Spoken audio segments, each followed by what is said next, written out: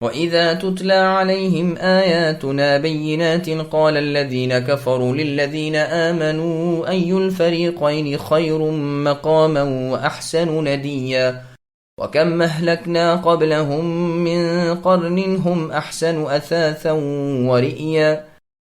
اور جب ان کے سامنے ہماری روشن آیتیں تلاوت کی جاتی ہیں تو کافر مسلمانوں سے کہتے ہیں، بتاؤ ہم تم دونوں جماعتوں میں سے کس کا مرتبہ زیادہ ہے اور کس کی مجلس شاندار ہے؟ ہم تو ان سے پہلے بہت سی جماعتوں کو غارت کر چکے ہیں جو ساز و سامان اور نام و نمود میں ان سے بڑھ چڑھ کر تھیں۔ سامعین، اب آیتوں کی تفسیر سماعت کیجیے۔ کفار مومنوں سے مذاق کرتے ہیں۔ اللہ تعالیٰ کی صاف صریح آیتوں سے، پروردگار کے دلیل و برہان والے کلام سے کفار کو کوئی فائدہ نہیں پہنچتا۔ وہ ان سے منہ موڑ لیتے ہیں، دیدے پھیر لیتے ہیں اور اپنی ظاہری شان و شوکت سے انہیں مرعوب کرنا چاہتے ہیں۔ کہتے ہیں، بتاؤ کس کے مکانات پرتکلف ہیں اور کس کی بیٹھکیں سجی ہوئی ہیں اور آباد اور بارونق ہیں۔ پس ہم جو کہ مال و دولت، شان و شوکت، عزت و آبرو میں ان سے بڑے ہوئے ہیں، ہم اللہ تعالیٰ کے پیارے ہیں، یا یہ جو کہ چھپتے پھرتے ہیں، کھانے پینے کو نہیں پاتے؟ کہیں ارقم ابن ابی الارقم رضی اللہ عنہ کے گھر میں چھپتے ہیں اور کہیں ادھر ادھر بھاگتے پھرتے ہیں۔ جیسے سورہ احقاف کی آیت نمبر 11 میں ہے، کافروں نے کہا لو کان خیرا ما سبقونا الیہ، اگر یہ دین اسلام بہتر ہوتا تو اس سے پہلے ہم مانتے یا یہ؟ نوح علیہ السلام کی قوم نے بھی یہی کہا تھا۔ سورہ شعراء آیت نمبر 111، انؤمن لک واتبعک الارذلون، کہ اے نوح تیرے ماننے والے تو سب غریب محتاج لوگ ہیں، ہم تیرے تابع دار بن نہیں سکتے۔ اور سورہ انعام کی آیت نمبر 53 میں ہے، جس کا ترجمہ ہے کہ اسی طرح انہیں دھوکہ لگ رہا ہے اور کہہ اٹھتے ہیں کہ کیا یہی وہ اللہ کے پیارے بندے ہیں جنہیں اللہ نے ہم پر فضیلت دی ہے؟ پھر ان کے اس مغالطے کا جواب دیا کہ ان سے پہلے ان سے بھی ظاہرداری میں بڑے ہوئے اور مالداری میں آگے نکلے ہوئے لوگ تھے، لیکن ان کی بدعمالیوں کی وجہ سے ہم نے انہیں تہس نہس کر دیا۔ ان کی مجلسیں، ان کے مکانات، ان کی قوتیں، ان کی مالداریاں ان کے سوا تھیں۔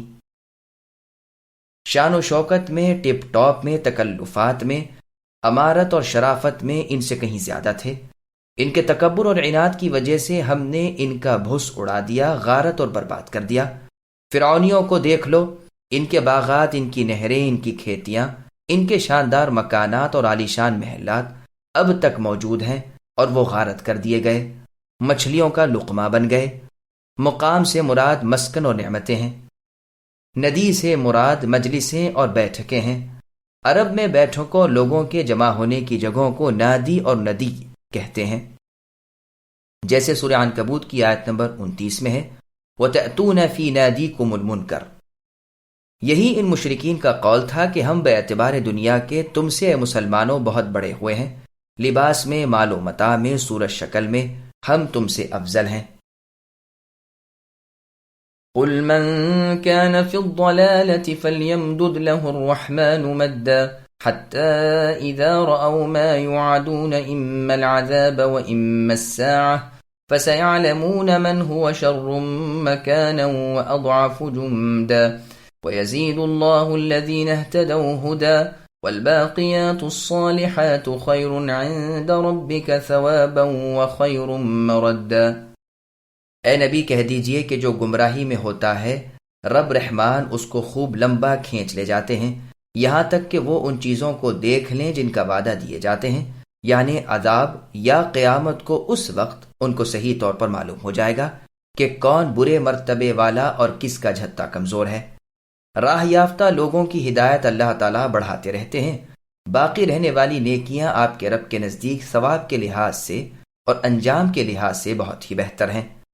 سامعین، اب آیتوں کی تفسیر سماعت کیجیے۔ گمراہ اور ہدایت یافتہ لوگ، ان کافروں کو جو آپ کو اے نبی ناحق پر اور اپنے تئیں حق پر سمجھ رہے ہیں اور اپنی خوشحالی اور فارغ البالی پر اطمینان کیے بیٹھے ہوئے ہیں، ان سے کہہ دیجئے کہ گمراہوں کی رسی دراز ہوتی ہے، انہیں اللہ تعالیٰ کی طرف سے ڈھیل دی جاتی ہے جب تک کہ قیامت نہ آ جائے یا ان کی موت نہ آ جائے۔ اس وقت انہیں پورا پتہ چل جائے گا کہ فی الواقع برا شخص کون تھا اور کس کے ساتھی کمزور تھے۔ دنیا تو ڈھلتی چڑھتی چھاؤں ہے، نہ خود اس کا اعتبار نہ اس کے سامانی اسباب کا، یہ تو اپنی سرکشی میں بڑھتے ہی رہیں گے۔ گویا اس آیت میں مشرکوں سے مباہلہ ہے، جیسے یہودیوں سے سورہ جمعہ کی آیت نمبر 6 میں مباہلے کی آیت ہے کہ آؤ ہمارے مقابلے میں موت کی تمنا کرو۔ اسی طرح سورہ آل عمران کی آیت نمبر 61 میں مباہلے کا ذکر ہے کہ جب تم اپنے خلاف دلیلیں سن کر بھی عیسیٰ علیہ السلام کے اللہ کے بیٹے ہونے کے مدعی ہو تو آؤ بال بچوں سمیت میدان میں جا کر جھوٹے پر اللہ تعالیٰ کی لعنت پڑھنے کی دعا کریں۔ پس نہ تو مشرکین مقابلے پر آئے، نہ یہود کی ہمت پڑی، نہ نصرانی مرد میدان بنے۔ جس طرح گمراہوں کی گمراہی بڑھتی رہتی ہے، اس طرح ہدایت والوں کی ہدایت بڑھتی رہتی ہے، جیسے اللہ تعالیٰ نے سورہ توبہ کی آیت نمبر 124 میں فرمایا، جس کا ترجمہ ہے کہ جہاں کوئی سورہ اترتی ہے کہ بعض لوگ کہنے لگتے ہیں تم میں سے اے مسلمانوں کسے اس صورت نے ایمان میں زیادہ کر دیا۔ باقیات صالحات کی پوری تفسیر انہی لفظوں کی تشریح میں سورہ کہف میں گزر چکی ہے۔ یہاں اللہ فرماتے ہیں کہ یہی پائیدار نیکیاں جزا اور ثواب کے لحاظ سے اور انجام اور بدلے کے لحاظ سے نیکوں کے لیے بہتر ہیں۔ أفرأيت الذي كفر بآياتنا وقال لأوتين مالا وولدا اطلع الغيب أم اتخذ عند الرحمن عهدا كلا سنكتب ما يقول ونمد له من العذاب مدا ونرثه ما يقول ويأتينا فردا۔ اے نبی، کیا آپ نے اسے بھی دیکھا ہے جس نے ہماری آیتوں سے کفر کیا اور کہا کہ مجھے تو مال و اولاد ضرور ہی دی جائے گی؟ کیا وہ غیب کو جھانک آیا ہے یا اللہ تعالیٰ کا کوئی وعدہ لے چکا ہے؟ ہرگز نہیں، یہ جو بھی کہہ رہا ہے ہم اسے ضرور لکھ لیں گے اور اس کے لیے عذاب بڑھاتے چلے جائیں گے۔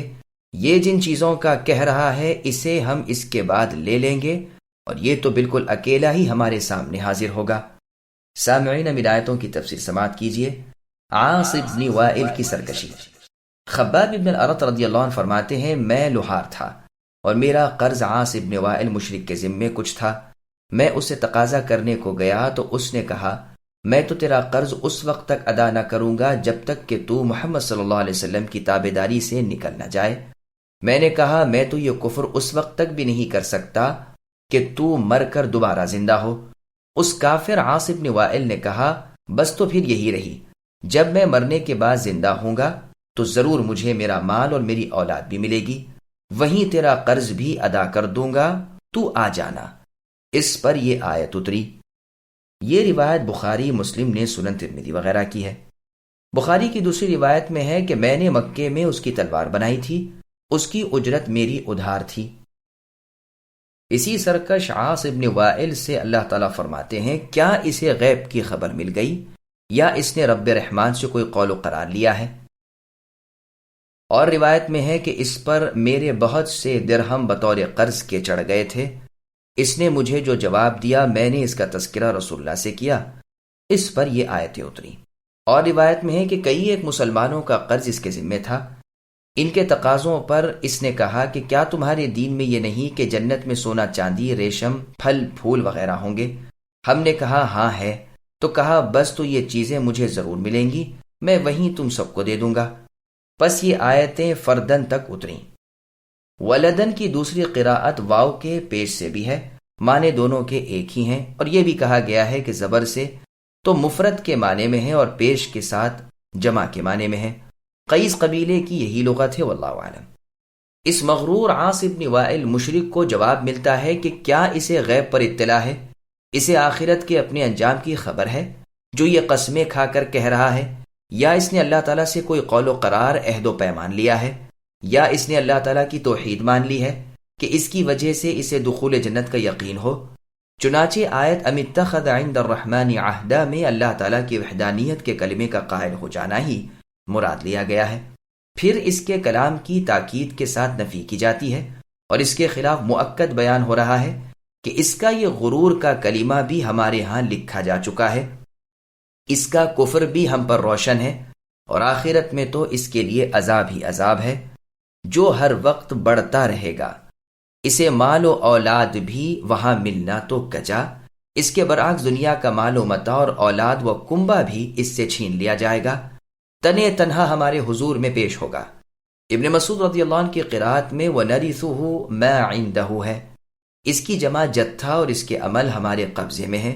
یہ تو خالی ہاتھ سب کچھ چھوڑ چھاڑ ہمارے سامنے پیش ہوگا۔